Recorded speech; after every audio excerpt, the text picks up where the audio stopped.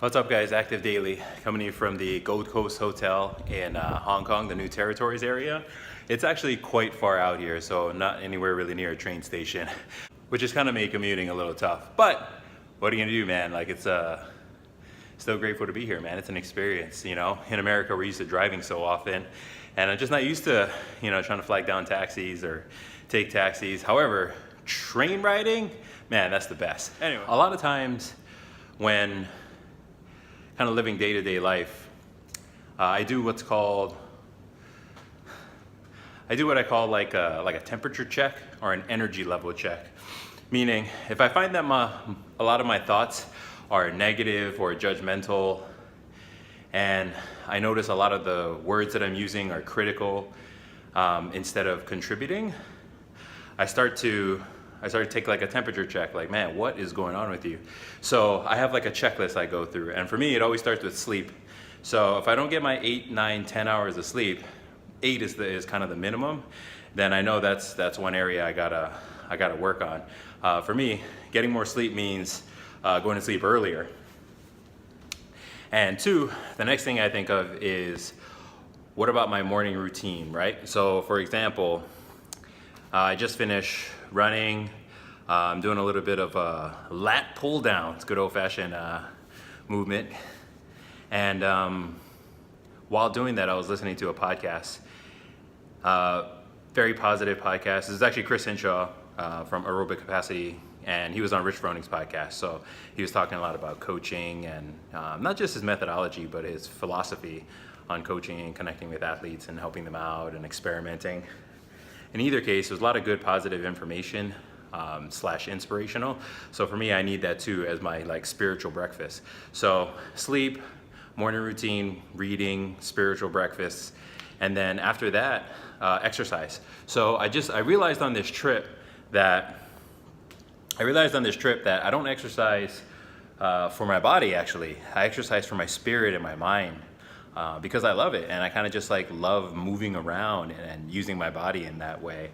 The physical benefits I get are just like a nice byproduct. But yeah, I've come to learn that my reason for exercise is actually for my overall well-being and peace and happiness and joy. So I kind of go through those checklists to see what's going on.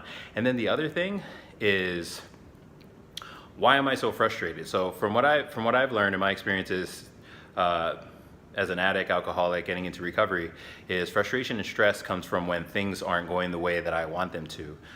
In other words, having expectations for something and having situations not meet them. So whenever that happens, stress and frustration is definitely something that pops up. So I try to ask myself why. Like, why is it, that I expect that, like for example, when I was in Japan, we happened to be going around the New Year's, and apparently New Year's is such a big holiday over there that the country almost practically shuts down from like December 31st all the way to January 4th. So I'm over there, no gyms are open, no CrossFit places, none of that stuff. And I had already gotten shut down at a couple CrossFit places, one of them for showing up about 5 minutes late to class. And it was my fault because, the train, while easy to read, it took a little longer to get to like station, like the first station, and then find all the different lines that you had to take and whatnot. So I wasn't able to actually go in the quickest way possible. But getting turned away, and that's when I realized that fitness, working out, CrossFit training is actually more for my spirit, because man, I was super pissed off. But that's where I just got to reevaluate, like, am I going to let this bother me? Something so small, right? Like, I didn't get to exercise. And, whether or not I'm going to let that bother me, which means I'm going to start complaining to others, which means I'm going to start bringing down the mood of the group during a fantastic vacation, which, I'm super fortunate to be able to go on. So, just like kind of re-examining my thinking. So just a small example. So temperature check, my friends, energy check, whatever you want to call it. I think of it like a temperature check to see where I'm at, positive, negative, neutral, and reevaluate my priorities, right? Sleep, morning routine, food, am I hungry, thirsty, all that. So would love to hear what you guys do in order to kind of check the temperature.